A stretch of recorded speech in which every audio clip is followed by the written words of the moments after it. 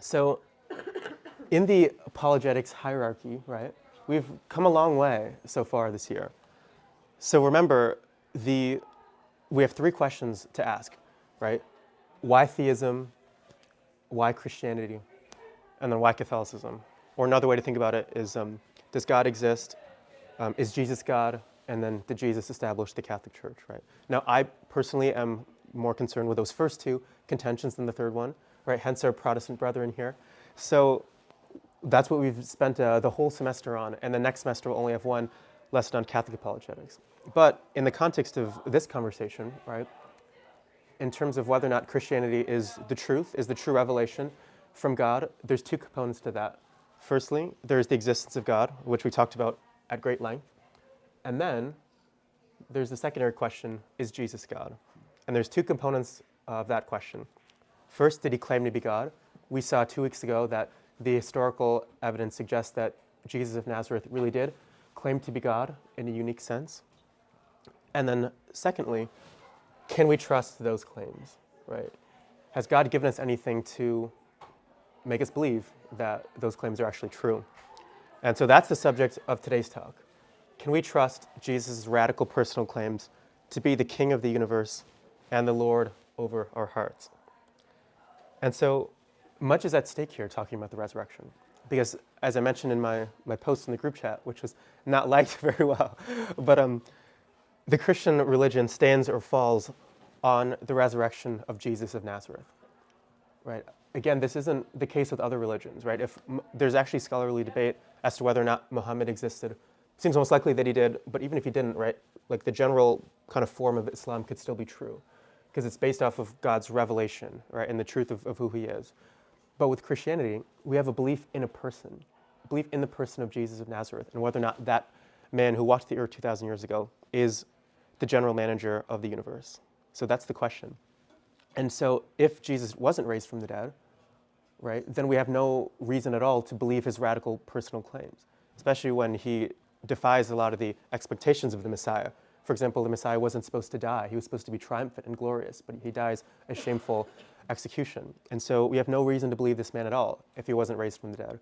And his resurrection from the dead is, of course, the evidence that the apostles and his original disciples gave for why they believe that he was God of the universe and of their lives. So much is at stake here because we're wasting our lives, right? This isn't true. Paul talks about this in 1 Corinthians 15. We'll spend a lot of time today talking about the beginning part of this chapter, but he discusses the stakes of the resurrection in the later parts. So this is what he writes. If Christ has not been raised, then our preaching is in vain, and your faith is in vain. We are even found to be misrepresenting God, because we testified of God that he raised Christ, whom he did not raise, if it is true that the dead are not raised. For if the dead are not raised, then Christ has not been raised. If Christ has not been raised, your faith is futile, and you are still in your sins. Then those also who have fallen asleep in Christ have perished. If for this life only we have hoped in Christ, we are of all men most to be pitied. We're fools for him. If the dead are not raised, let us eat and drink, for tomorrow we die. Really kind of powerful practical verse there, because think about what we're doing as Christians compared to everyone else, right? Everyone else is kind of living it up for this world, having a bunch of fun, and maximizing pleasure. Whereas the Christian is saying, actually, let's sacrifice pleasure. Let's forego a lot of the great goods and feelings of the world, because we believe there's another world that we'll be able to participate in once we're raised from the dead. But if there's no resurrection, if we're not raised, then it's all meaningless. We might as well have lived it up. And so Paul writes, we are the most pitiable of all people. We are literally fools if this turns out not to be true. And so we're all taking a chance. And so the goal of today's talk is to show you that that chance is well-founded. And we'll see who the smart ones are at the resurrection of the dead. So there's two families of arguments when it comes to making a case for the historicity of the resurrection. Because, again, the whole project of ministry defense is to show that reason, that evidence, that the ordinary tools of investigation that we use for claims even in secular fields, when you apply that to a case for God or case for the resurrection, these propositions hold up. They stand up to the bar of reason. They withstand scrutiny. And so we're using historiographical methods here, not an appeal to blind faith. And so there are two families of arguments with the resurrection. First is the umbrella approach. This is one that we're not going to do, but it's still helpful, and if there's some interest, maybe we can begin next semester with it. But basically, the umbrella approach, you can think about it as a top-down approach. And so the task here is to say that the Gospels are historically reliable every time that they overlap with secular history. In other words, every time that they can be verified, it turns out that their accuracy is borne out and their authenticity is confirmed. And so, therefore, we should trust the events and narratives in these documents. What's, of course, in the documents about the resurrection, so therefore we should believe in the resurrection and its historicity. But we're going to use a building block approach. We're going to build from the bottom up. And this is most popularly expressed in the literature in the minimal facts argument, or MFA for short. And so what is the minimal facts argument? Well, in order to see what it is, we first have to establish what it isn't.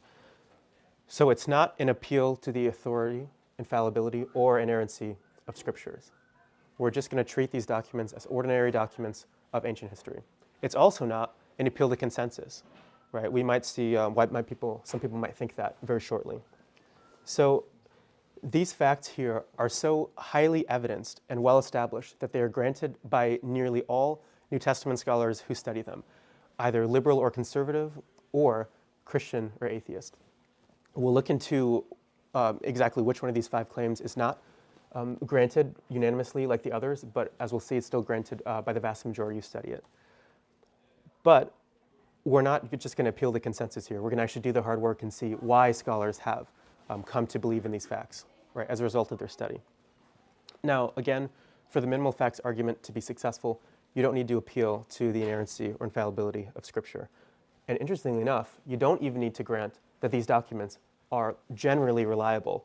You could still think that these documents are perhaps 95% erroneous and theologically motivated and not historical. But even still, I think you're still going to get a resurrection out of it, even if you doubt the overall reliability of the text. And if that's true, then a denial or detractor of the resurrection really has no leg to stand on.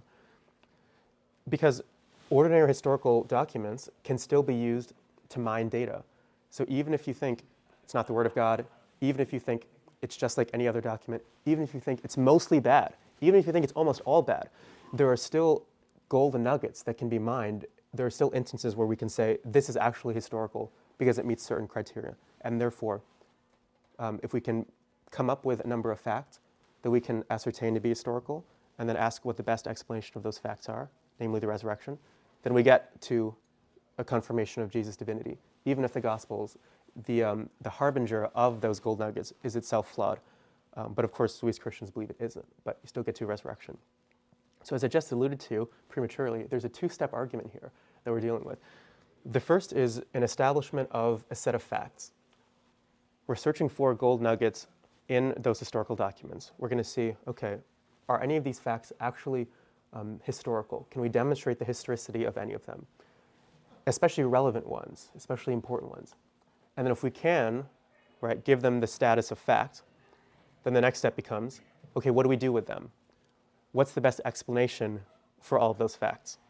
And as we'll see, we'll look into 5 facts that we can establish, and then we'll see how the resurrection is not only the best, but in fact the only explanation for those 5 facts. So in determining what actually is a fact and what is historical versus maybe a later addition to narratives, scholars have come up with different criteria of historicity. Now, if you watch the last talk, you'll know that these are not necessary conditions for historicity, such that if these conditions are not met, that event is not historical. That's not what these are saying. These are indications that demonstrate sufficiency for historicity. So if these claims are met, or if these criteria are met, then we can regard the event or claim as historical. But if they're not met, you can't necessarily say they're not historical. So luckily, it happens to work in our favor here. So firstly, you have multiple and independent attestation. So is this event talked about and reported by multiple sources? And are those sources independent from one another? Of course, if they are, then it's more likely that the event is historical. Is that attestation early, right? Does it come within the lifetime of the witnesses, or a few decades after, or is it centuries after? Of course, the earlier, the better, the more confident we can be. Dissimilarity, right? Is there any reason to think that these claims or events or beliefs are influenced by Jewish influences or by pagan influences or anything like that, by myths or prior expectations or predictions. If they are, then that tends against its credibility because that showed that, okay, maybe they're getting this from something previous. But if it's dissimilar from other potential sources for where they could be getting this from, if it's unexpected given everything that they believed, then it's more likely that the event is historical, because otherwise what accounts for it, other than that it actually happened? Then we have embarrassment. So are these facts or narratives inconvenient or counterproductive or embarrassing for the authors and the progenitors of those texts and those messages? If they are, then that shows that the author was not biased while writing it, right? That his interest was in reporting actual history, reporting fact, not in advancing an agenda, which is why it includes details that embarrass his side or his tribe or his movement.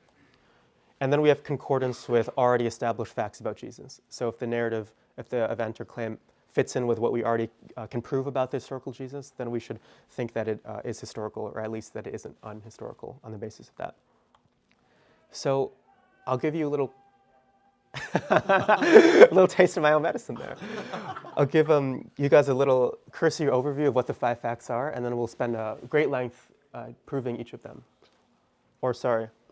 Demonstrating the probability of each of them. Because in historiography, we never have proofs in history. We always use the language of probability, what most likely happened. Because we're talking about events that happened thousands of years ago, and at the end of the day, none of us were there to see them. So we can only speak in the language of probability. So first, Jesus of Nazareth died by crucifixion on the order of the Roman prelate Pontius Pilatus. Secondly, after his death, Jesus received a proper burial by a member of the Jewish Sanhedrin named Joseph of Arimathea. Thirdly, 3 days after his interment, his tomb was discovered empty by a group of his women followers. Fourthly, shortly thereafter, various individuals and groups on various occasions had experiences in which they believed that they had seen Jesus alive and appeared to them. And fifth, the original disciples suddenly and sincerely came to believe that God had raised Jesus from the dead, despite having every predisposition to the contrary. So now, without further ado, let's get into an examination of these alleged 5 facts. So before we do that, the most important passage in studying the New Testament evidence for the resurrection comes from the Corinthian Creed. And I should say this as well before this, so actually 2 things before we get to the facts. Firstly, I don't want you to think that, okay, just because we're looking at books in here that are in the Bible, that therefore we're engaging in some sort of circular argument here, right? That we're using the Bible to show the Bible, right? We can't have this overwhelming bias against these first century documents just because the church 3 centuries later comes together and then theologically declares that we're going to put all these letters and books together and then call it the Bible. That doesn't mean that they originated as historical documents that were reporting real events and real facts. So they might have a theological impact and influence and understanding that arises centuries later. That doesn't mean that they didn't start off as historical documents. So Christians should not be biased in this investigation and treat, these documents as infallible and then argue for Jesus based on that. But secularists, on the other hand, also have a duty towards neutrality. And they can't just say, just because people called it the Bible centuries later, therefore it's inadmissible for historical research. Scarcely any scholar thinks that, but that is prevalent on the popular level. So you do have to do a good job dismantling that assumption. So let's get into the Corinthian Creed here. This is the most studied passage for apologetics for the resurrection. Is 1 Corinthians 15, 3-5 especially. So I'll just read it for you before we get into its historicity.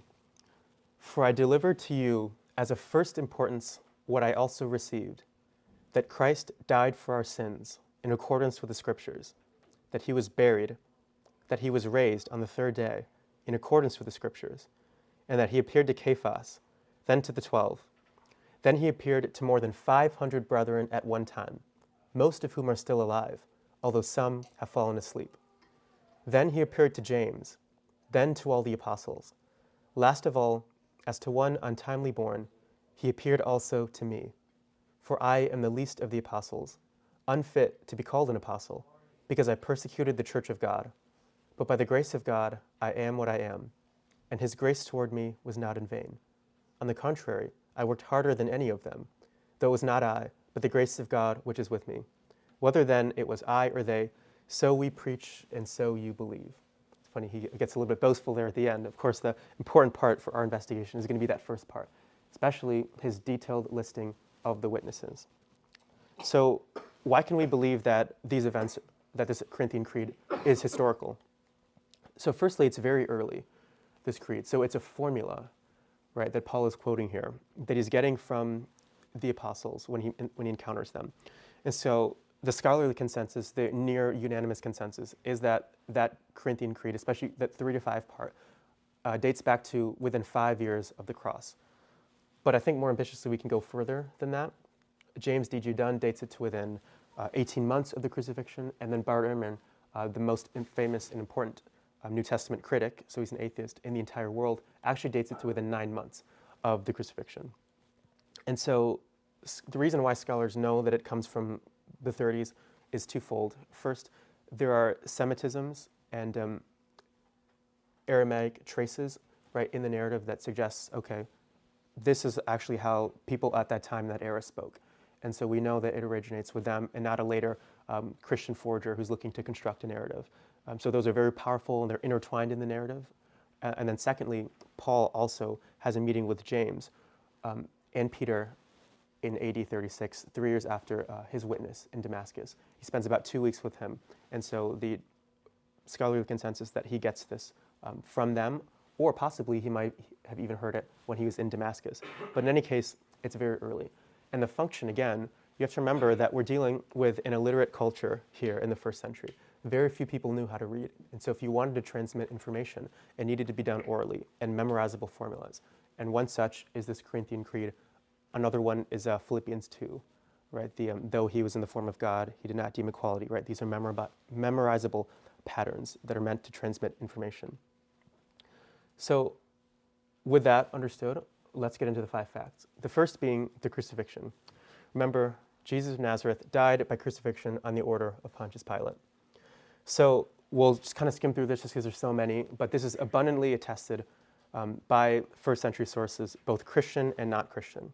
Looking at the Christian sources first, you see an account of the crucifixion in Matthew, Mark, Luke, John, that 1 Corinthians 15, right? It talks about, and he died for our sins. Again, that's very early. It's in Galatians, and it's in the sermon summaries found in Acts 2. So right there, you already see 7 sources. But you also see non-Christian sources attesting to the resurrection too, in both the 1st and 2nd centuries. So you have Josephus, who's a Jewish historian. You have Tacitus, who's a Roman historian. You have Lucian, and you have Marabar Serapion. These are Middle Eastern sources. And so Bart Ehrman actually states that there are 15 independent 1st century sources attesting to the resurrection. So much for the claims of Islam, for instance, which the Quran says they did not kill him, they did not crucify him. But our best history reveals that they did crucify him. And so some people have literally mounted arguments against Islam purely on the basis of that alone, that they have objectively and verifiably false claims. As John Dominic Crossan, another famous New Testament skeptic, he's actually the most important figure of the Jesus Seminar, which is a very radical kind of left-wing skeptical organization that actually denies 85% of the red letter text. So if you take all the sayings of Jesus that are in Matthew, Mark, Luke, and John, they reject 85% of those. They say only 15% are authentic to the historical Jesus. So even a group that radical, the head of that group writes, that he was crucified is as sure as anything historical can ever be. Bart Ehrman says that the crucifixion is the fact from ancient history that we are most sure of. So most sure of that than anything else. So we're going to spend a little time on that one, of course, because it's so non-controversial. So then we'll get to the burial. So after his death, Jesus of Nazareth received a proper burial by a member of the Jewish Sanhedrin named Joseph of Arimathea. So there are going to be 3 lines of evidence that support the proper burial narrative. You have multiple attestation, you have the fact that it's unlikely to be a Christian invention, and it's consistent with Jewish law. So let's examine each of these in turn very briefly. So first, it's multiply and independently attested, right? So going back to 1 Corinthians 15, looking at 4, for I deliver to you as of first importance what I also received, that Christ died for our sins in accordance with the Scriptures, and that he was buried. So you have the burial here, right, in this formula that goes back to within possibly months of the crucifixion, but definitely years. Early attestation is a gold mine for historians. For example, the accounts of the life of Buddha are not written until more than 100 years after he lived. And here we're talking about a few years. So we just hit a historical pay dirt here. So the burial is also in Mark's source material for the Passion. And Mark's gospel is considered the earliest, but then he has his source material for his Passion. It's called the Pre-Markan Passion Story. And the burial is accounted in there as well. This goes back to within a couple decades of the crucifixion. It's in the sermon summaries in Acts, in chapter 13. And it's also in the sources behind Matthew, Luke, and John. And you know that these are all independent of one another because they differ in the circumstantial details. And some of those details people have argued are incompatible with each other. Now, whether or not that's true, the fact that people can even mount that argument shows that there's at least on the surface disagreement. And if they're just copying from one another, you wouldn't see that disagreement. So it actually speaks to the independence of their attestation. And it's even in the extra-biblical Gospel of Peter. And so the burial of Jesus is multiply and abundantly tested by independent early sources. It's also unlikely to be a Christian invention, right? So here we're going to see a satisfaction of that criterion of embarrassment, because Joseph of Arimathea was a member of the Jewish Sanhedrin. Now, the Sanhedrin were a group of 70 kind of leading men of Judaism at the time, and they're centered in Jerusalem. Now, understandably, the Sanhedrin were not exactly popular. They weren't heroes to the early Christian movement. These are the people that put Jesus to death, right? They're the people that brought him to Pontius Pilate, that lied about him, right? Their testimonies, they couldn't even get straight. And they want Jesus dead so bad that they even abandon their own faith in God. You remember when they say to Pilate, "We have no king but Caesar," literally abandoning, right, the God of Abraham. So they hate Jesus that much, and so understandably, the early Christian movement is not a fan of them. And so it's very unlikely that they would say that they would make them heroes, that they'd invent this narrative where a member of the Sanhedrin, this group that they're enemies with, into actually a good person who did an amazing thing, right? So this member of the Sanhedrin cares for Jesus and is the hero of that story. It's not one of the disciples. It's not one of the apostles who buried Jesus. The apostles fled, literally. Pretty much all of them fled.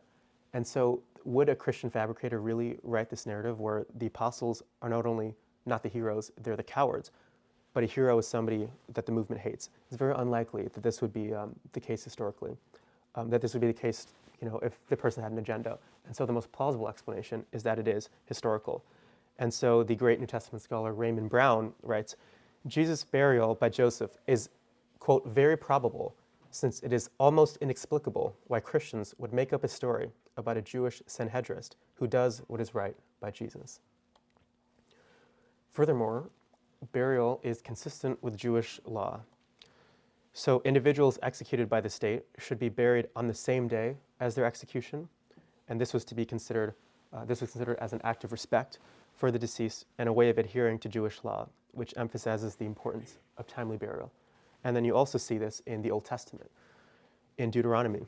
And if a man has committed a crime punishable by death and he's put to death, and you hang him on a tree, his body shall not remain all night upon the tree, but you shall bury him the same day.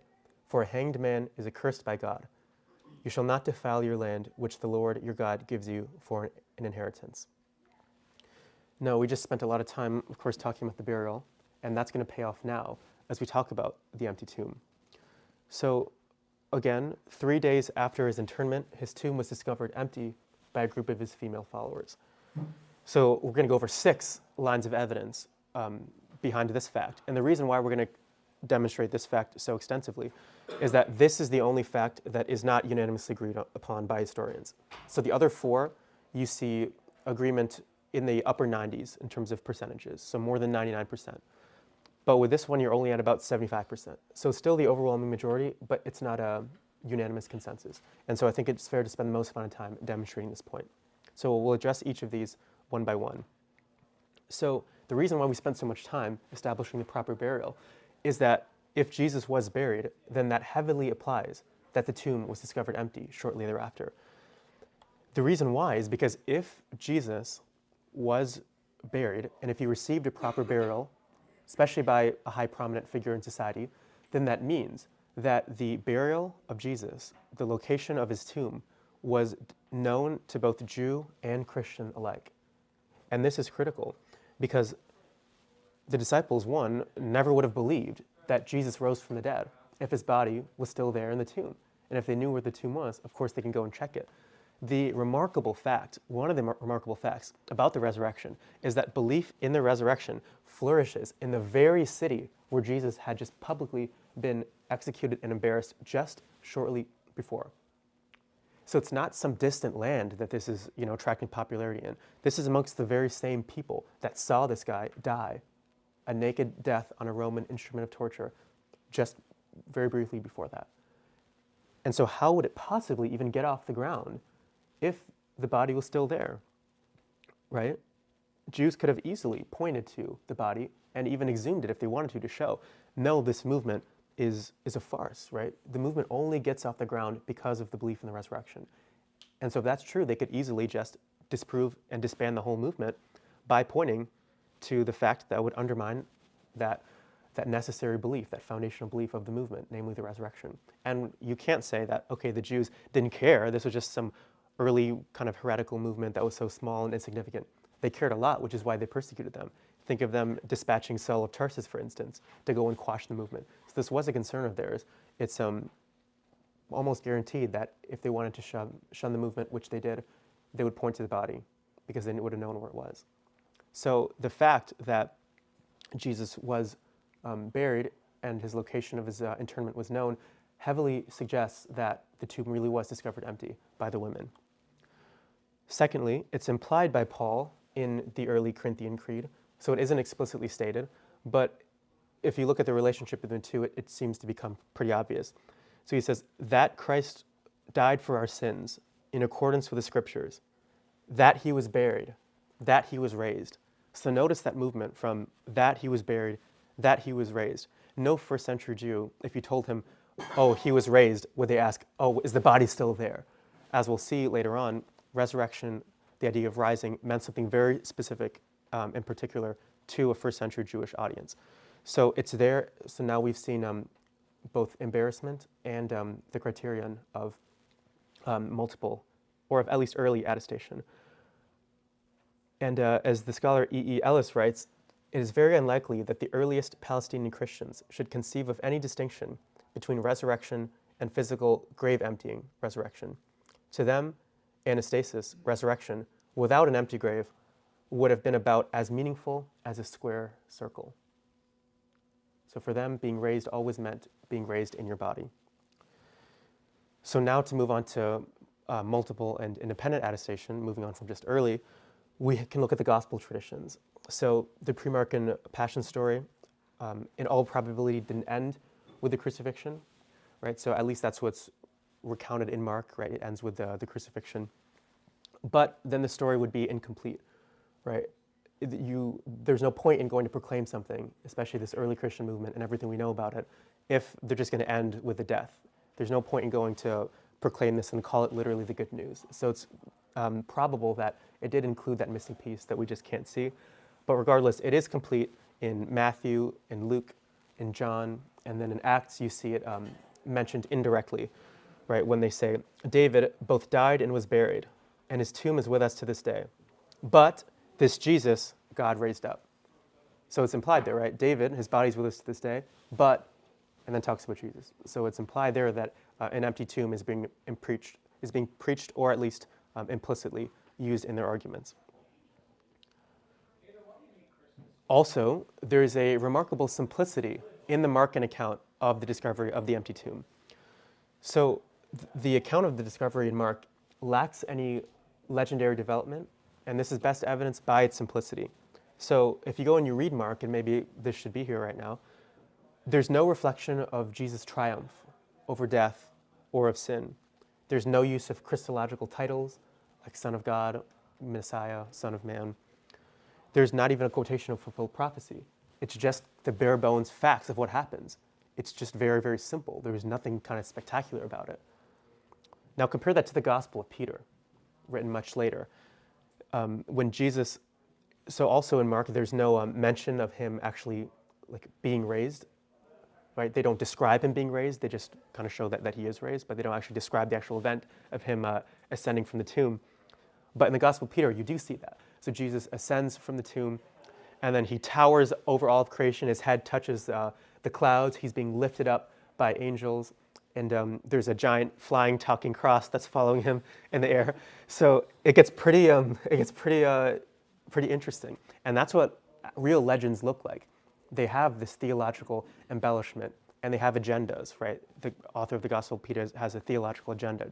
Also, in his account, Jesus is being risen, he's being raised, and is like kind of mocking all of his enemies. So all the Sanhedrin is there, Caiaphas, the high priest, is there, Pontius Pilate, and the Roman guards. So they're clearly trying to emphasize this idea of triumph, right, and of victory, right? That's what legends look like.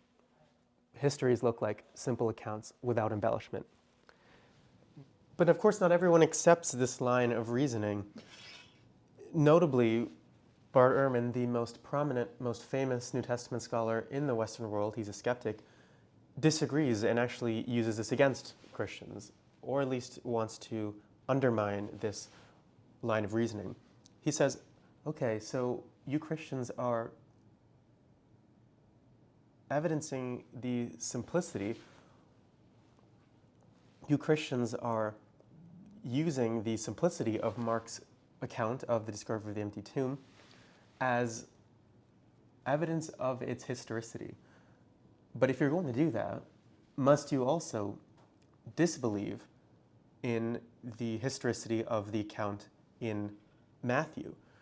In the account in Matthew, you do see an element of grandeur and theological coloring, or at least theological motifs. It isn't simple and bare bones as you see in Mark. So how can you be consistent, right? How can you consistently hold that both are historical if your demarcation of historicity, even if it counts for Mark, counts against Matthew? So he points out a potential hypocrisy here, or a potential worry with this argument here from the Christian perspective. Now, I don't actually think that Bart's argument goes through. And this is funny because this is actually the only, or one of the only original parts of this presentation, because of course most of this is being gathered by people who have doctorates in the New Testament evidence for the resurrection, or people who've been studying this for decades. So it's not surprising, right, that most of it isn't coming from me, but this part is. This is what I can contribute to the conversation. So I think that Bart's argument here misses the mark, because let's assume that Christianity is true. Then you would want, or you would expect, right, that God in his providence would provide us with a grand account of his resurrection from the dead, right? Because of course, religion and revelation, it's not just meant to engage the mind, it's supposed to engage the whole self. So of course it should tap into our aesthetical sense and emotion and the heart, as well as just the mind. And so it isn't surprising if Christianity is true that you would see a grand and theological account as well, not just accounts reporting the bare facts alone, not just accounts that only emphasize the core necessary details. You'd expect there to be more than that if it was from God, because God would know that we would have an appreciation for that. And so in this case, in God's providence, he both gives us the bare bones account that we can use to establish the historicity of the account and believe in the whole thing in the first place, while also giving us the grand account in Matthew that enables us to have that a more fuller appreciation for these events from a spiritual and aesthetical perspective.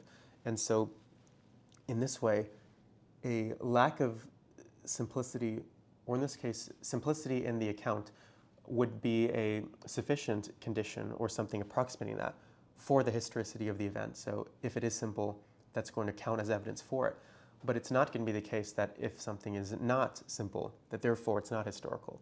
So in this way, simplicity is going to be approximating a sufficient condition for historicity, but is not going to be in any way approximating a necessary condition for simplicity, because there could be overriding motives for having a grand account, such as an aesthetical appreciation on the part of the reader, which God in his providence would one care about, and two, be able to ordain? And so Bart here, unfortunately for him, severely misses the mark. So the most important line of evidence that supports the discovery of the empty tomb is that it's discovered by women. So women are listed as the primary witnesses to the empty tomb. Now this is important because you need to understand first century Judaism. So think about what Jewish texts that were popular at the time and shortly after thought about women. Let not the testimony of women be admitted on account of the levity and boldness of their sex. This is found in the Antiquities of the Jews by Josephus. Women are considered second-class citizens in the ancient world, especially in the Jewish world. So for example, in a Jewish version of the Liturgy of the Hours, something they'd pray every day, they literally recited this prayer: happy is he whose children are male, but unhappy is he whose children are female. Also, blessed are you, Lord our God, ruler of the universe, who has not created me a woman. Could you imagine saying that every day in morning prayer, right? Then we'd have an even smaller attendance than we already do right now, right? So it's against this backdrop that we have to understand the significance of the fact that it's reported by women. And so clearly this satisfies the criterion of embarrassment, because think about what would happen if this was written by somebody with an agenda. Why would they use women as the witnesses when women's testimony was regarded as unreliable, to say the least? Let not the testimony of women be admitted. So not only is it unreliable, it's like corrupt, it's bankrupt, it's even counterproductive, right? We don't want it, right? So not only do we lack a desire in it, we explicitly desire that it isn't there, right? So they really very strongly don't want and don't value the testimony of women. And yet, it's women that are placed at the scene of the discovery of the empty tomb. So not only is it not like the apostles, right? A Christian fabricator would put, people like maybe Peter or John or somebody like that at the scene. But no, it's not an apostle. It's not even a man. It's women who are the first witnesses. And so a fabricator who is trying to show why these events are real and historical would not have used evidence that makes his point be unbelievable, because people at the time wouldn't have believed the account if it was reported by women. So the fact that this is there really underscores its historicity. It most perfectly, this is the best and strongest example you'll ever see of a satisfaction of the criterion of embarrassment. And so this has been the piece of evidence that has been most convincing to scholars on the historicity of the empty tomb. But still, there's more. So the earliest Jewish polemic, right? So the early Jewish argument against the resurrection, against Christianity, presupposes that the tomb of Jesus was empty. So this is accounted in Matthew's Gospel. While they were going, behold, some of the guard went into the city and told the chief priests all that had taken place. And when they had assembled with the elders and taken counsel, they gave a sum of money to the soldiers and said, tell people, his disciples came by night and stole him away while we were asleep. And if this comes to the governor's ears, we will satisfy him and keep you out of trouble. So they took the money and did as they were directed. And this story has been spread amongst the Jews to this day. So here's what William Lane Craig writes about it. I can't say any better than him, so we're just going to read from him here. Now our interest is not so much in the evangelist's story of the guard of the tomb, as in his incidental remark at the end. The story has been spread among the Jews to this day. This remark reveals that the author was concerned to refute a widespread Jewish explanation of the resurrection. Now, what were unbelieving Jews saying in response to the disciples' proclamation that Jesus had been raised? That these men were full of new wine? That Jesus' body still lay in the tomb in the hillside? No. They were saying, the disciples stole away the body. Think about that. The disciples stole away his body.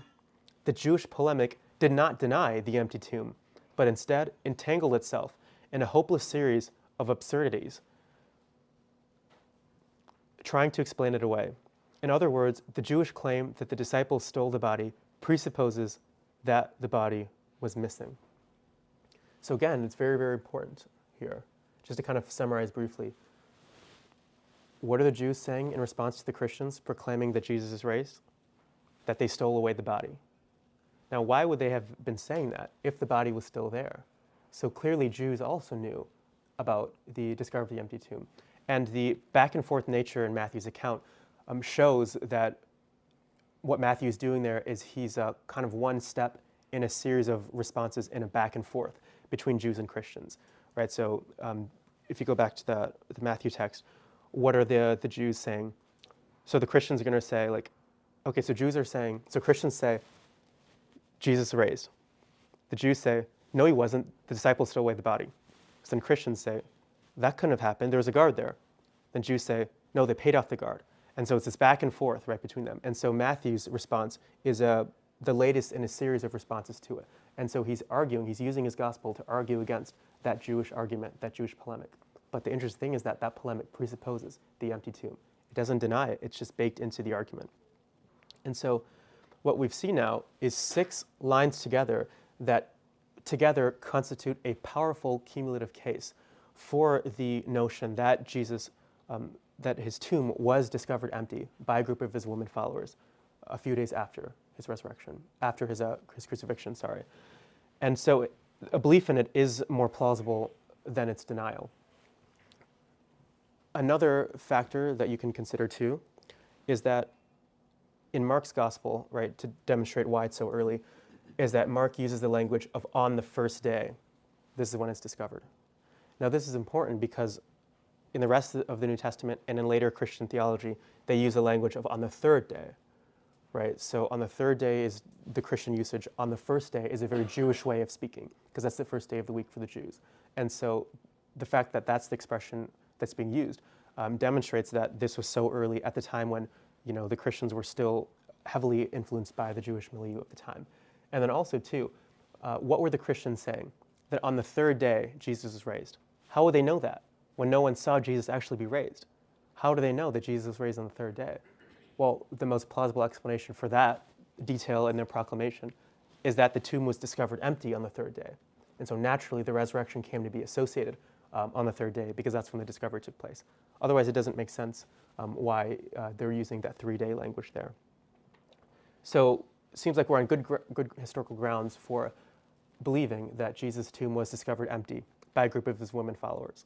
And so if that's true, then you have an empty tomb. Think about that. This man died, but then his tomb isn't there. That might alone, right, make us think that Jesus was raised from the dead. But we can make the case a lot stronger than that by considering the last 2 facts. So the most important of all the facts, in my view, is that of the post-mortem appearances. So shortly thereafter, the discovery, that is, of the empty tomb, various individuals and groups over various times and in various places had experiences in which they had believed that they had seen Jesus alive and interacting with him. So these individuals and groups include the 12, so you have Christians. They include enemies like Paul. They include skeptics, unbelievers like James. And then there are other groups as well. So the appearances to the women, the 500 brethren at once, and the 2 disciples on the road to Emmaus. So let's first look at the 12.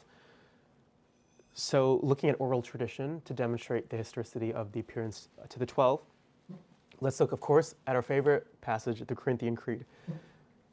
So here at the end, he says, then to the 12. So very early, it's proclaimed that there's an appearance to the 12. Again, possibly months after the crucifixion. So we have early attestation. You also have multiple attestation because it's also in the sermon summaries in Acts 2. And then you have Paul's own witness. So Paul, of course, he talks about this in Galatians. He meets Peter and James and some of the other disciples in AD 36. And so it would be unthinkable for him to, for that conversation to not have come up, right, with Peter and Paul, that Peter and the 12, right, saw Jesus appear to them. So it's very probable that Paul's also getting it from them. So multiple attestation is very clearly demonstrated. You also have written tradition. So the appearance to the 12 is multiply and independently attested in both Luke and John. And the appearance in Galilee is found in Mark, Matthew, and John. And then you have the testimony of the apostolic fathers. So kind of taking a little bit of an intermission from the minimal facts argument, another argument that people have made from the resurrection, based purely on the appearances alone, would go something like this. So the disciples claimed to have seen Jesus appear to them. We know that because the early church fathers write that they claimed this. And we know that the disciples were willing to suffer for it. We know that because the early church fathers, and even also non-Christian sources like Josephus, write about the Christian martyrdom as well. So you see this in Clement, Polycarp, Ignatius, and then later fathers as well. And so the basic kind of argument here is that if they made a claim for something and then suffered for that claim, then they believed it. Right? People don't die for lies. People don't die for things that they don't believe to be true. And they would have known if they'd seen Jesus. Right? So we have testimony from both the early Christian creeds, the early summaries and sermons of the faith. You have it in the Gospels, and you have it in the church fathers too, that this is being proclaimed and people were suffering for it. So good case for the 12. And the case for the appearance of the 12 are so rock solid, it's so strong, that listen to what atheist New Testament scholars write about it. So Norman Perrin from the University of Chicago writes, "The more we study the tradition with regards to the appearances, the firmer the rock begins to appear upon which they are based." Gerhard Ludemann, who's a German New Testament scholar, "It may be taken as historically certain that Peter and the disciples had experiences after Jesus' death in which Jesus appeared to them as the risen Christ." And then Paula Fredrickson, she's over at Boston College, "I know in their own terms what they saw was the raised Jesus." That's what they say, and that's what all the historical evidence we have afterwards attests to, their conviction that that is what they saw. I'm not saying that they really did see the raised Jesus. I wasn't there. I don't know what they saw. But I do know that as a historian, they must have seen something. So of course, Paula Fredrickson is speaking a lot more casually than her colleagues there. So then let's look at the appearance to James, because this is crucial. The appearances are not just to Christians, they're not just to friends, they're also to skeptics and even enemies. Let's consider the skeptic piece first, namely James. So James, first of all, is listed in the Corinthian Creed in 1 Corinthians 15, right? They said he appeared to James also. James is the brother of the Lord, but we Catholics are going to say he's the cousin of the Lord. Maybe we'll sort that out afterwards here. But in any case, he's a family member of Jesus, right, in some way during his lifetime. Now, the important thing here, the interesting thing, is that James was an unbeliever during his lifetime. So James didn't believe in the messiahship or the divinity, that there was anything special about his brother Jesus during his life. We know this because this is recounted in the Gospels, like Mark and John. And we can believe that these are historical because the criterion of embarrassment, right? Remember what the Christians are trying to do here. They're trying to show to the world that this was God himself who walked among men. He's the promised Messiah, and he's the Lord of the universe who walked around with us and died for our sins. If you're going to advance that message, are you really going to include in that message, yeah, he's the Lord of the universe, he's a spectacular man, he's God himself, he did all these amazing things, and his own brothers didn't even believe in him while he's alive. Right? It doesn't make a whole lot of sense on the surface. So very clearly, this satisfies the criterion of embarrassment. That's an embarrassing detail for the Christian movement, that Jesus' own brothers and family members didn't even believe that he was who he claimed he was during his lifetime. Now, that's James during the life of Jesus. What about James post-crucifixion? So we know from Acts that Peter's first words when he hears a piece of news are, "Report this to James." Also, in Galatians 1, Paul says that he saw none of the other apostles except James, the Lord's brother. So now James is being considered an apostle. So remember, he was a skeptic literally during Jesus' lifetime. Now he's being called an apostle. Also in Galatians 2, when Paul visits Jerusalem 14 years later, he writes that there were 3 pillars of the Jerusalem church: Peter, John, and James. And then in Acts 21, James is the sole head of the Jerusalem church. Now looking at non-Christian sources, Josephus writes that sometime in the early 60s, James is stoned for his proclamation of the faith. He's martyred for the faith. Now this is remarkable. How does somebody go from a skeptic, from an unbeliever, to somebody who's a leader in the church and somebody who goes to his death for the sake of the church? How do you explain that unless he actually did see Jesus? And of course, the early reports suggest that he did, as recounted in that early Corinthian Creed. And so the most plausible explanation for James's remarkable conversion is that he really did see Jesus. Because we think it's hard to be a Christian in this life because we can't, commit all the sins we'd want to. Imagine when your discipleship involves starvation and getting stoned to death. All of a sudden, you better believe that person actually believes in what they're saying. But the most important post-mortem appearance, the most important post-death appearance of Jesus to somebody else is to be found in Paul. And Paul is my guy. Everyone asks me who my favorite saint is. It's Paul, hands down. And honestly, I think he should be everybody's favorite saint. There should be really no question there. And the nods make me feel like, yeah, you guys got it. So who is Paul? Right, of course, first he's Saul, coming from Tarsus, right, an area in Turkey. And he's a church persecutor, right? We know this. He's tasked by the Jewish leaders of stamping out this early Christian heresy. He's going to be the guy who is responsible for the suffering of a lot of the early Christians and even responsible for the death of some Christians, like Stephen, for instance. So he's an enemy of the church. Paul, and think about this, if you're a Jew, the Christian message is literally blasphemous to you, right? So God is this creator and designer of the universe. He's infinite.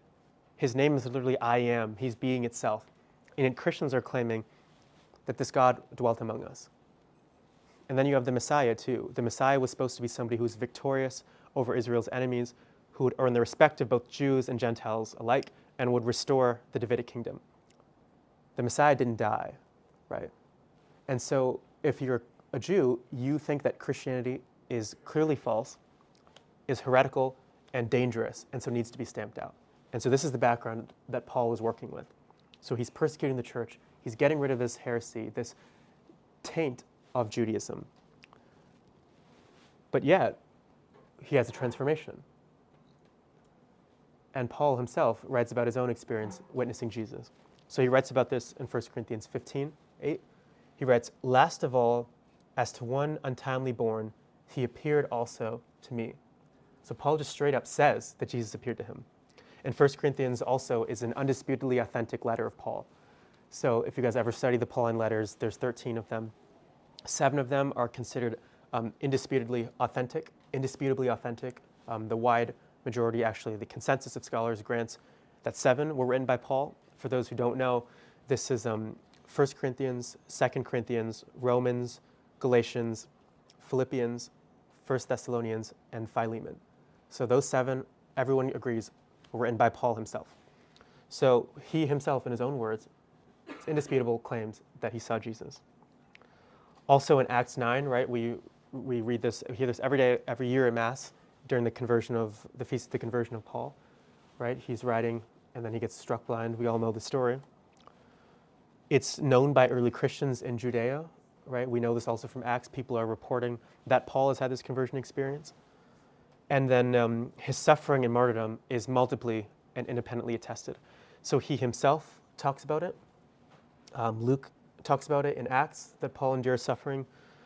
Church fathers like Clement and Polycarp discuss it. And then later fathers like Tertullian, Origen, and Dionysius of Corinth also attest to Paul's sufferings. So if I had a Bible up here, I'd pull up 2 Corinthians 11. But what I'd recommend is that next time you're in the chapel, you read 2 Corinthians 11 and listen to Paul in his own words talk about all the suffering that he's endured for the sake of the gospel. During his mission, proclaiming the word, all the sufferings. So just have that kind of raw, authentic experience in the chapel, and then really pray with that.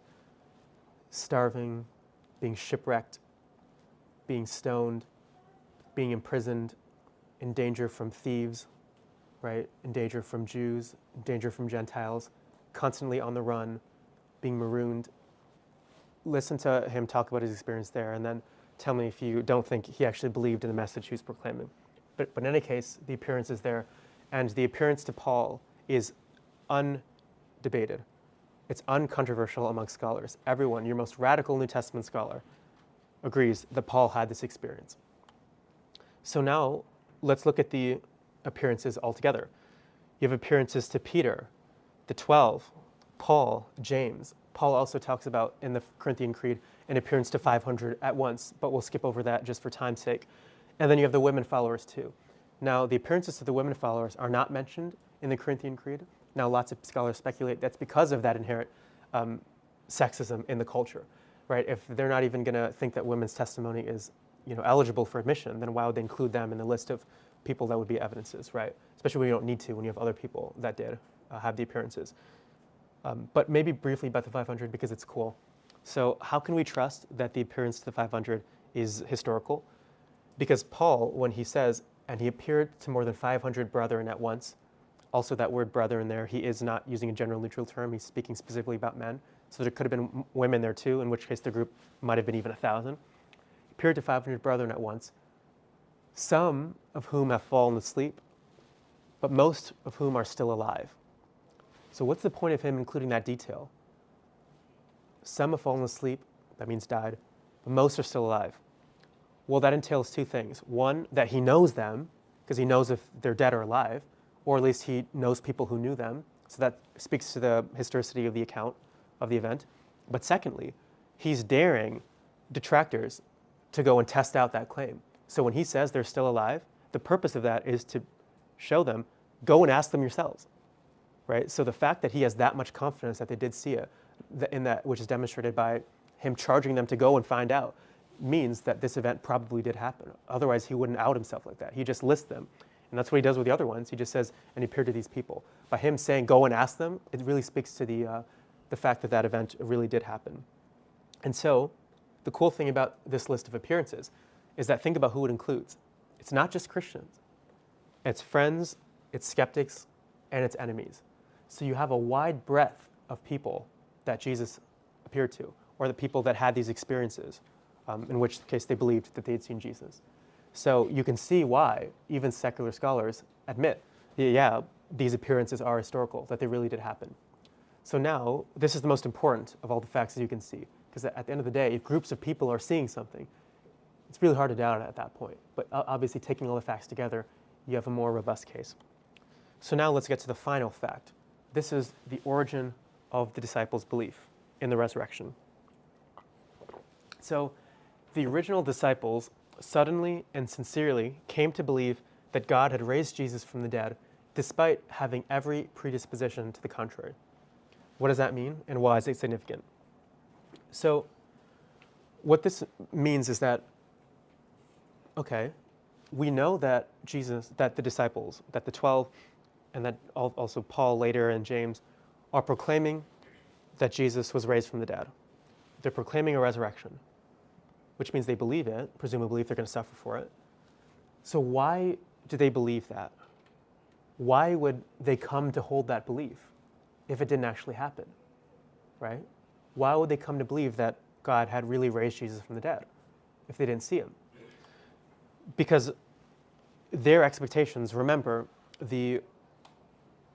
a notion last time that we discovered that you don't want to examine these narratives and accounts from the backdrop of Greco-Roman myths, because these are Jews we're talking about.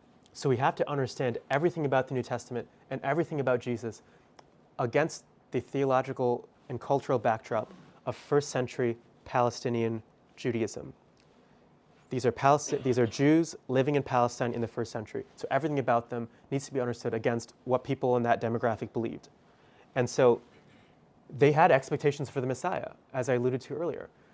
He was going to throw off Israel's enemies. He was going to be victorious. He wasn't going to die. He wasn't going to be embarrassed and die a shameful death. The crucifixion was literally meant to be shameful and to embarrass. The Messiah wasn't supposed to do that, and he wasn't supposed to die. As N.T. Wright, a New Testament scholar from England, famously wrote, if your favorite Messiah got himself crucified, you went and found a new Messiah.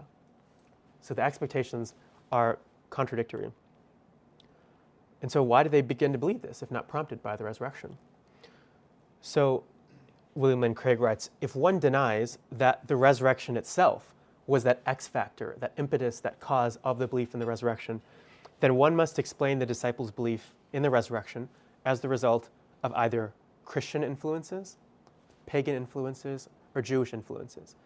So why do they believe in the resurrection? If it wasn't that they had actually seen Jesus raised, then it means that they're getting that idea of the resurrection from somewhere else. And there's only three groups they could have gotten it from: Christians, Jews, or non-Jews, so Greeks and Romans. So now let's see why it couldn't have been any of those groups at all. Well, it clearly wasn't Christian groups that they got it from, because they were the first followers of Christ. There was no Christianity yet. The belief in the resurrection is the origin of Christianity. So that means it has to be from either pagans or Jews that they would get this idea of a resurrection from. Well, it's not from pagan influences, so nor is the belief in the resurrection a result of pagan influences. So at the turn of the 20th century, there was a history of religion school in which many scholars attempted to argue that the beliefs that comprised Christianity, including the belief in the resurrection, were a result of Greco-Roman myths at the time. And so the early Christians got a lot of their beliefs from Greco-Roman myths, especially this myth of the dying and rising God, which some people have argued was very prevalent at the time. You'll still see people saying this today, especially Reddit atheists and people of the sort. But, however, those scholars and other scholars came to realize that there are two problems here with saying that the early Christians developed their belief in the resurrection as a result of pagan influences. The first is that the parallels turn out to be spurious. The problem here is that those parallels turn out to be spurious. The accounts of the dying and rising in these other myths is just so unlike the resurrection of Jesus of Nazareth, at least the belief in it, held by the original disciples. So firstly, many of these stories were about divinization and the assumption of the hero into heaven. You see this in Hercules and in Romulus. Many of them are about are disappearance stories, right? They assert that the hero has vanished and now dwells in a higher place. You see this in stories of Apollonius of Tyana and Empedocles. But most are going to be symbols of the cyclicality of the crop cycles and the seasons. So as a vegetation dies in the dry season and comes back to life in the rainy season, so this god dies and then comes back, right? And so you see this with people like Tammuz, Osiris, Adonis, and other myths at the time. The problem here is that, and then others are going to be political expressions of empiric worship, imperial worship, right, with Julius Caesar and Caesar Augustus. You especially see this. Now, the big problem is that none of these are properly parallel to Jesus when you search below the surface. So Jesus' resurrection isn't just about a divinization and assumption to heaven, right? The disciples believed that he was God, and it wasn't just a transportation to a spiritual realm either.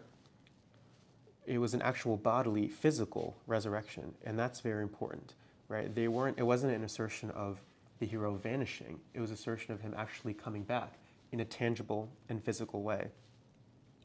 And it's also not seasonal, and it doesn't appear, at least in the text, to be symbolic of anything, right? But it's not cyclical, it's not happening every now and then with any regularity. It's a one-time event, a once and for all event. And then it's not about a worldly worship, right? It's not about justifying anyone's right to rule on earth. In fact, Jesus literally says his kingdom is not of this earth in John's gospel. And so the big problem here is that on what grounds can we say that the belief in the resurrection was influenced by these other myths when the other myths are just so different from the belief in the resurrection? It doesn't seem like they're actually being influenced by them after all. And so here's what scholars have written about on the dying and rising God myth. So David Yoon writes, no parallel to them, the resurrection traditions, is found in Greco-Roman biography. T.N.D. Mettinger writes, from the 1930s, a consensus has developed to the effect that the dying and rising gods myth died but did not return or rise to live again. Those who still think differently, so those who still believe that there was this myth of the dying and rising God, are looked upon as residual members of an almost extinct species. again, we talked about that Jewish reclamation of Jesus, and this is important for the second point. The reason why, fundamentally, we can doubt that the resurrection idea came from pagan influences is that there's no causal connection that's ever been established between the two groups. So nobody's ever established that the Jews, that these early Jews, these early Christians, got this idea from pagans. So not only there's no evidence to support that, there's pretty strong evidence to doubt that. So Jews found pagan gods abhorrent, right? This is expressed in many Jewish first century writings, and it's even in the Old Testament as well, in Ezekiel. So we know what Jews thought of pagan gods, and we know they found them abhorrent. They thought they were blasphemous, they thought they were idolatry, they thought they were fake, that they were accretions, and they were not to be trusted at all. Some of them may even thought that they were demonic. So the idea that these Jews, because remember, the backdrop to understand these people is first century Palestinian Judaism. The idea that they would have been influenced and borrowed from them and assumed their story when they found their stories abhorrent just doesn't make any sense. Because again, these are Jews we're talking about, not just any Greco-Roman citizens. And pious Jews, right, in the case of people like Paul, for instance. And so we can safely conclude that the resurrection belief, the disciples' belief in the resurrection of Jesus, does not come from pagan influences. But that leaves us with this question of whether or not it came from Jewish influences. Did they get this belief in the resurrection of Jesus from something in their Judaism? Did Judaism predict that in a certain way? And maybe that's where they're getting that belief from. It seems again, the answer is no. So the Jewish conception of the resurrection diverges from the resurrection of Jesus in two important ways, namely object and time. So let's consider time first. So amongst the Jews who accepted the resurrection, so you have different schools of Judaism at the time. For example, you have the Sanhedrin, you have the Pharisees, you have the Pharisees and then you also have the Sadducees. So the Sadducees actually don't believe in the resurrection, but most Jews at the time did believe in it. And resurrection is talked about 3 times in the Old Testament. And so the Jewish belief at the time was that resurrection was to happen at the end of the world. Right? So when did resurrection happen? When do people rise from the dead? At the end of the world, at the day of judgment. No time before then. There is no conception of somebody who would be raised before the general day of resurrection. Now this bias in them is so clearly expressed, that is so clearly deep into their psyche, into their beliefs, that it even comes through in the Gospels. Namely, when you look at the Lazarus episode. So when Jesus tells Martha that he's going to raise Lazarus, what does Martha say in reply? Yes, I know he'll be raised at the resurrection of the dead. So she can't even form a conception of somebody being raised before the general resurrection. So it's supposed to happen all at once at the end of the world. And then with object. So the resurrection in Jewish thought was supposed to be a general event that included all of the righteous, all of God's elect. It wasn't going to be one isolated figure. It was going to be everyone all at once. And so the Jesus resurrection account differs from Jewish expectations in both time and object. It wasn't supposed to be one man, and it wasn't supposed to be before the end of the world. And yet you see both of those things in the resurrection of Jesus. And so therefore, the disciples' belief in the resurrection was not a result from Christian influence, because there's no Christian influence. It wasn't a result of pagan mythology, because the myths are different than the Jesus resurrection narrative, and the Jews would have found their myths abhorrent. And it's unexplainable in terms of Jewish influences, because the predictions and expectations were polar opposite to the resurrection of Jesus. And so what that shows is that the belief in the resurrection on the part of the disciples is unintelligible. It makes no sense. It would not have happened unless the story that the original disciples gave was true all along, that Jesus of Nazareth was raised from the dead, leaving an empty tomb behind him. And so let's look at the facts all once more here. Jesus of Nazareth died by crucifixion on the order of the Roman authority Pontius Pilate.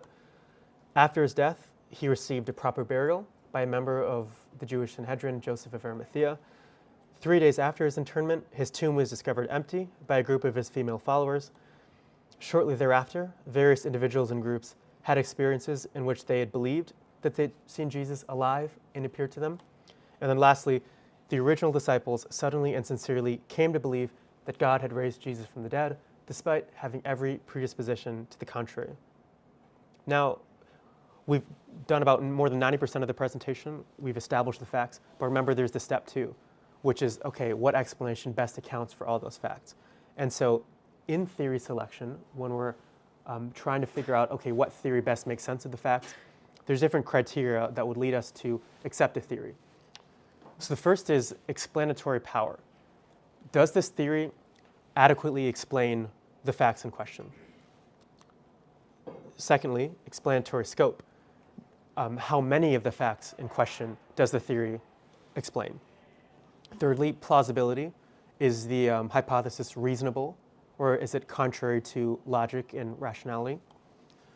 Degree of ad hocness is the last one. So ad hoc means when necessary. So is this being posited just for the sake of of establishing this is true, or do we have other reasons to think that this could be true independent of that? So something is ad hoc if it's introduced just to kind of handle what you're doing, whereas something is not ad hoc if it has independent reasons as well to attest to why we should believe it. And so we want to minimize ad hocness for this theory.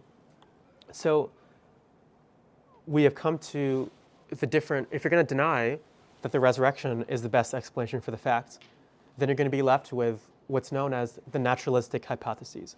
So these are attempts to explain those facts, either all of them or some of them, without reference to a supernatural cause. So I'm going to explain those 5 facts without the hypothesis that God raised Jesus from the dead. And so they've been offered by secular scholars throughout the centuries, but really only 3 to 4 have really gained traction at any point in history. And we'll talk about those 3 briefly today. The first is the conspiracy theory, second is the apparent death theory, and the third is the hallucination theory. So first let's talk about the conspiracy theory. So this is a theory that the disciples were frauds who stole Jesus' body from the tomb and fabricated his resurrection for some ulterior motive, maybe to save face, right? Like, oh, they followed this man for years, they staked their kind of livelihood on following this man, and so he dies. That's kind of embarrassing for them, so they make up this resurrection account to say, oh no, we were right all along. So maybe something like that. Or to teach good moral lessons, for instance, about loving your neighbor, loving your enemy, forgiveness, mercy, all that good stuff. So the response to this is that, first of all, it's kind of a direct rejection of facts 4 and 5. Because remember, fact 4 is that those appearances are historical and they're genuine. And the second, fact 5, that the original disciples suddenly and sincerely came to hold that belief. So it was sincere and it was sudden. And so the conspiracy theory doesn't even make sense of the facts. In fact, it goes against them. But because those are facts, the conspiracy theory doesn't hold water. So the suffering and martyrdom of the disciples demonstrate the sincerity in their belief. Again, we know from history and just basic human nature that people don't die for lies, right? Now, a lot of times when you'll bring this up, people might say, okay, well, if you look at Muslims, a lot of them will go and be martyred for their faith. So does that mean that you have to accept Islam is true? Of course not. Somebody dying for their belief doesn't prove that the belief is true. It proves that they believed that it was true. That's the important part. So if you take somebody who goes and dies, who calls upon the name of Allah and then dies, leaving behind his family, his career, everything like that, the last thing you believe is that, oh, this guy doesn't even believe any of this, right? Of course he believes it if he's going to go and give up his life for this. The thing here with the disciples is that they're not claiming to just believe something random.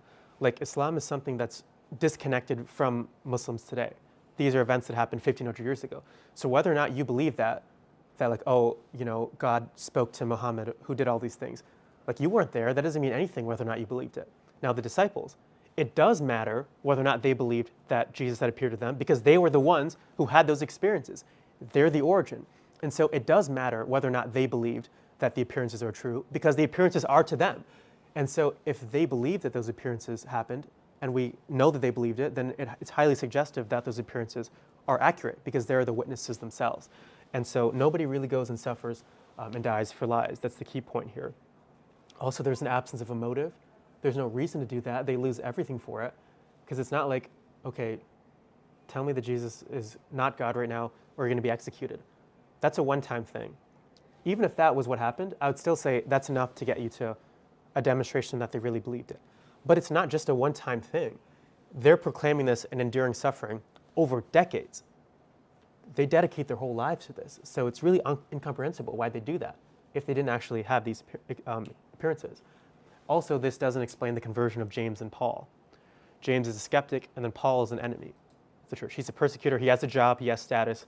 There's no reason to give that all up and then take on so much suffering if he didn't actually believe it. And so because of those reasons, the conspiracy theory has been abandoned by scholars since about the 1700s. So the people that still advance this usually aren't scholars. They're usually kind of people you might meet. And you just have to tell them that they're centuries out of date. And so the conspiracy theory is weak in explanatory power, plausibility, and is highly ad hoc. It's ad hoc because there's no reason to think that the disciples were bad people who had ulterior motives. You're kind of adding that in to support your hypothesis. It's weak in explanatory power because a lie doesn't explain why people would go and die. And it's implausible because people don't go and die. And it's implausible that James and Paul would have wanted to fabricate this as well. Then you have the apparent death theory. This is the theory that Jesus didn't actually die on the cross. He was just severely weakened. And then after some time in his tomb, he lifted the stone, he arose, and then appeared to the apostles. And then that convinced them that he was raised from the dead. The response to this is that, it directly rejects fact one. We know a lot more in modern times, right? So the Journal of the American Medical Association at the end of the last century published a report on the procedures of a full Roman crucifixion. It talked about just how extensive the damage done to the body was, exactly how the body died, how long people could survive in that state. We know with great detail what happened with full Roman crucifixions. And we can safely say, on the basis of that medical research and that historical research, that it's impossible, really, to survive that crucifixion. And indeed, looking at the historical record, we don't have an account of one person who survived a full Roman crucifixion. Again, this was a procedure designed for death. So it's implausible that he would have survived that. But secondly, even if it was possible, it wouldn't have convinced the disciples that Jesus had been risen from the dead. All that they would have been convinced by was that, oh, we need to get this guy to a hospital, right? Think about how weak he would have been, right, after a crucifixion, right? This isn't going to be compatible with their belief that the bonds of death had been destroyed, that life after the grave is real. And Paul talks about Jesus appearing to him in a glorified way. And so that's not a weak man or even a normal man, but a glorified man. And so the apparent death theory is implausible, and it also wouldn't have been convincing to James or Paul, right? This is going to shatter their whole worldview. Remember, these are skeptics and even enemies, and they're going to say, oh, I'm going to change my whole worldview. I'm now going to believe that Jesus was raised because, he's here walking around. That's not going to be enough, right, to think that he didn't actually die. This wouldn't convince anybody, this weak man appearing to them. Jesus appears as a glorified person, not just any man, and certainly not a man who's literally falling over and can barely walk. So it's weak in explanatory power. It's implausible, right, because people don't survive that procedure. And it's ad hoc too, because there's no evidence suggesting that he did survive that. The Christian message universally is about him being lived and being raised bodily. So that's been unanimously rejected by scholars too. So now we get to the last naturalistic hypothesis, and this is the only one that still has contemporary defenders. And this is the hallucination theory. And the idea here is that after the disciples lost their beloved teacher, they endured significant grief and as a result experienced hallucinations of Jesus, which led them to their erroneous belief in the resurrection.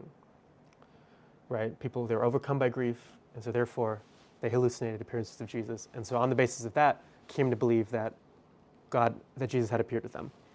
Now, this is problematic for a number of reasons. Firstly, there's no evidence that the disciples were in such a psychological state, that they were overcome by grief so much that it was that traumatic of an experience for them. Secondly, we didn't just have individual appearances here. We had group ones as well. And psychiatric institutions have tested this, right? I mean, we can look at thousands of case records, and possibly even more than that. And we know, on the basis of the study, that group hallucinations do not occur. They don't happen. If you think about what a hallucination is a false perception. It's a perception that's not accompanied by a sensation. But if multiple people are having it at the same time and in the same way, then by definition there is a sensation there which is causing that perception in all of them, right? There's no such thing as a shared hallucination. And so you have groups that are experiencing this, and that really rules it out. But then again, you also have James and Paul. James and Paul, right, were unbelievers and enemies, so they wouldn't have been in this psychological condition that would have made them susceptible to hallucination. Namely, they weren't grieving because they didn't believe in him. So there would have been no reason why they would experience that. And so it's also weak in explanatory scope because it doesn't even address the empty tomb.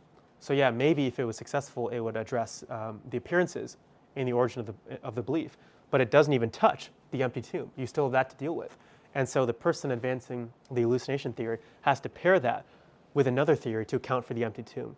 The problem there is that the more theories you need, the less likely that your overall theory is true. It's called dwindling probability.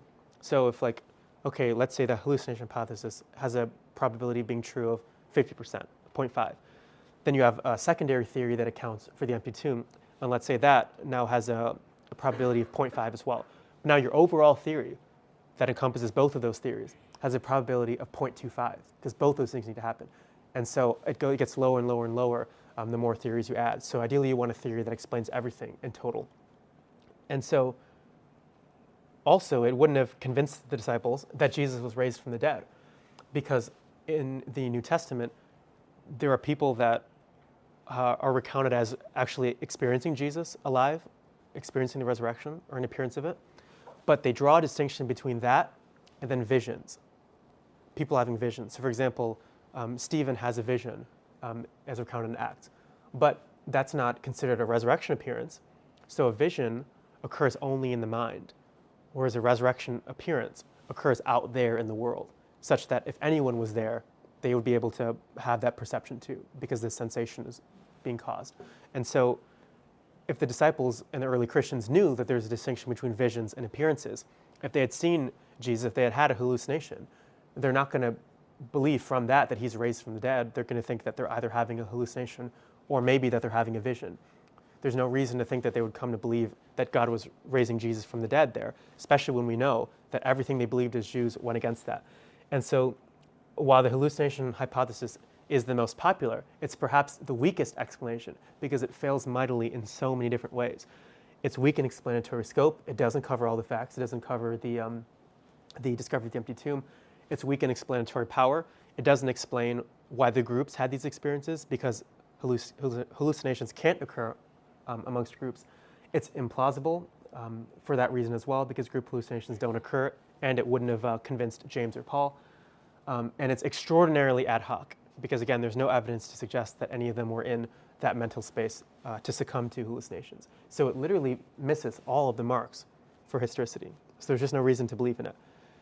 And in fact, most don't. So 75% or so, why do all the scholars then why do they not believe in the resurrection? Why aren't all these New Testament scholars who accept these facts give their lives to Christ and become Christian? Why do they still remain atheist? And if they are going to deny that the resurrection is true, is the true hypothesis to explain all the facts, and yet also deny all those other facts, I mean, all the naturalistic hypotheses, because Gary Habermas, who's a leading scholar in this field, has surveyed the scholars from all of the English-speaking, the French-speaking, and German-speaking worlds, and has found that about 75% of skeptical New Testament scholars, so atheist scholars, won't use any of the naturalistic hypothesis. They're all pretty widely condemned. So if that's true, then what do they say? Because they're not believing the resurrection because they're skeptics. How do they account for the facts then? Well, they're going to join us in rejecting the naturalistic accounts. So what they're going to say, basically, is that any naturalistic hypothesis is inherently more likely than a theistic or miraculous or supernatural hypothesis. So yeah, maybe the hallucination hypothesis has a probability of like 0.1, right, or 0.0001. It's really bad. Maybe the apparent death theory is like 0.00001. Maybe they're really low. But the resurrection is a miracle, and miracles can't happen because we live in a scientific age. right? We put men on the moon, we invent cures to diseases and vaccines in a couple of months. We're not going to believe that men can just rise from the dead. And so we don't believe in supernatural events. And so therefore, the probability of the resurrection is measure zero. So even if all the naturalistic hypotheses are inherently very unlikely, the resurrection hypothesis is impossible. And so one of the naturalistic ones has to be preferred. Even if we don't have it right now, they have to be preferred no matter what. We can't accept the resurrection because it's supernatural and we only believe in natural causes. Now, what's our response to this as Christians? Well, one, why think that miracles are impossible? Right there, you're just kind of presupposing atheism. Because even if you're an agnostic, then miracles are possible, because miracles are possible if God exists. And if you're an agnostic, you grant that it's possible that God exists. And so, unless you're a hardcore atheist, then you shouldn't take this tract, right? You shouldn't believe that miracles are impossible. But also, again, right, it's at least possible, if not probable, that God exists. And to do that, all you need to do is look at the evidence for God and look at all those arguments. Even the majority consensus amongst philosophers, who are themselves mostly non-theistic, even the majority view amongst philosophers is that there is evidence for God, right? That there are good arguments for God. They just think that either they're not good enough to bring them to belief, or that there are arguments for God, arguments against God that are better than the ones for it. In any case, there's some evidence for God. And as somebody who's studied the evidence for the last 4+ years now, I'm comfortable saying that anybody who thinks that the case for God is really bad, or that there's an exceptionally small amount of evidence for God, just hasn't considered the case. And if you look at people that really have, people, for example, like Joseph Schmid, a philosopher at Princeton, he was recently asked, he's an agnostic philosopher, where are you in the theism versus atheism debate? And he said that he finds the arguments for and against God roughly counterbalanced. So it's a 50-50% chance. So you can't, under any circumstances, just claim that miracles are impossible. There's just no way to justify that. You'd have to prove atheism. And in thousands of years of philosophy, nobody has done that. And many, many have tried. And so if it is at least possible that God exists, then miracles are possible in principle, and so therefore cannot a priori, prior to any experience, and automatically be ruled out. And Antony Flew writes, if we have some reasons to think that God exists, the resurrection becomes enormously more likely. And this is important because this underscores why you have to do your natural theology first, why you can't just jump straight into Christian apologetics, why you have to do theistic apologetics first. Because the main reason why skeptical New Testament scholars reject the resurrection is because of their philosophical bias against miracles.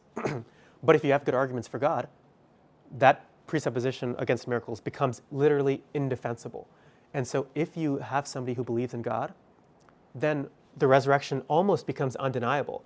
And so the big jump is from atheism to theism. But once you're like a theist, then it's only a small hop over to Christian theism from generic theism. And so if you can really convince somebody that God's existence is probable, and then you show them the resurrection, it becomes almost undeniable, I'd argue, because these facts are really powerful. And the explanations, all besides the resurrection, just don't work. And so we've looked at how those ones don't work. Does the resurrection work? Well, it's rich in explanatory power, right? If that is true, it explains all the data. It explains why the tomb's empty, because he was raised and wasn't there. It explains the appearances, because he really did show himself to them. And it explains the origin of the disciples' belief. Namely, they saw him, and so that's why they believed in it. So it's also rich in explanatory scope, because it explains all those facts, as we just saw. It's not ad hoc. The resurrection comes in response to those facts. It's not introduced to explain them, right? The resurrection comes as a result of them. And also, it's seemingly not implausible. This is the only one that may be iffy, right? Is the resurrection plausible? Here, in order to understand why it's plausible, you have to understand who we're talking about here. We're not talking about the resurrection of any random guy from the first century or any other point in history. We're talking about Jesus of Nazareth, a man who lived an extraordinary public life, who believed to be God, who frequently put himself in God's place, who spoke in the divine authority, and who was at least believed to be a miracle doer. Even so, the second fact about Jesus that's universally attested by scholars is that he performed deeds that people in the first century regarded to be miracles. So you have this extraordinary man who claims to be God, and the resurrection's happening to him, not to some random, right? It's so important that and so remarkable that Jesus claims to be God. As I mentioned last time, Jesus is the only founder of a major world religion that claims to be God. Muhammad doesn't claim it, Buddha doesn't claim it, Moses, Abraham, no one else claims it. Jesus is the only one. So it's a really remarkable claim to just say that you're the creator of the universe. That's not just something people kind of go around saying, right? So that man, of all people, is the one who we have this evidence for. And so if you understand the theological context of the resurrection, namely this man Jesus who's extraordinary and who claims to be God himself, that's who's raised from the dead, all of a sudden it doesn't seem so implausible that he would be raised. Because if he did make those claims, and if they were true, then you'd expect God to vindicate them. So it doesn't seem to be implausible. So now we've reached the end here. So what's the significance of the resurrection? So here's Wolfhart Pannenberg. He's a great German New Testament scholar. He's passed away now. But he wrote, "The resurrection of Jesus acquires such decisive meaning, not merely because someone or anyone has been raised from the dead, but because it is Jesus of Nazareth, whose execution was instigated by the Jews, because he had blasphemed against God. If this man was raised from the dead, then that plainly means that the God whom he had supposedly blasphemed has committed himself to him. The resurrection can only be understood as the divine vindication of the man whom the Jews had rejected as a blasphemer." And so that's it, right? That's the end of our story this semester. We've showed that there are good reasons to think that God exists, and we've seen that there's good reasons to think that Jesus of Nazareth himself is God, namely that he claimed to be so, and that those claims were vindicated in the most extraordinary way by God himself in his resurrection from the dead. And so what do we do now? But give our lives to him. Right? There's all sorts of ways we can live our lives, right? We can live for pleasure, we can live for family, we can live for, helping the world, a combination of these things.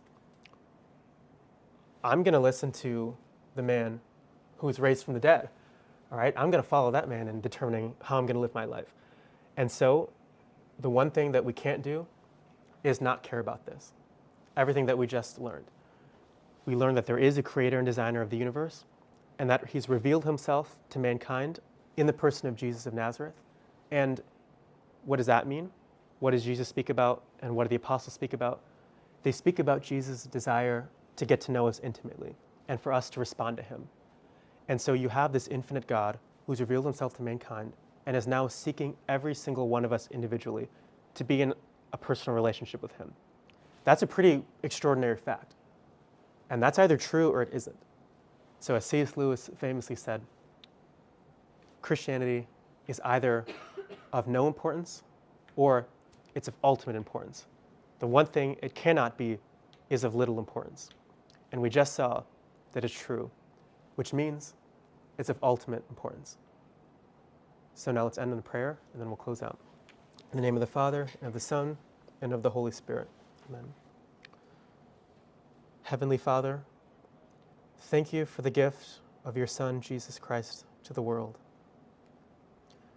Thank you for his extraordinary life, for your vindication of his claims, for your giving us evidence to believe in him. And thank you for his continued presence here every day around the world in the Eucharist, and his unceasing desire and effort to reach out to us and draw him to himself at every moment of our lives. Send forth your Holy Spirit that we may respond to this man Jesus, and help us not delay. Help us come to him now. Amen.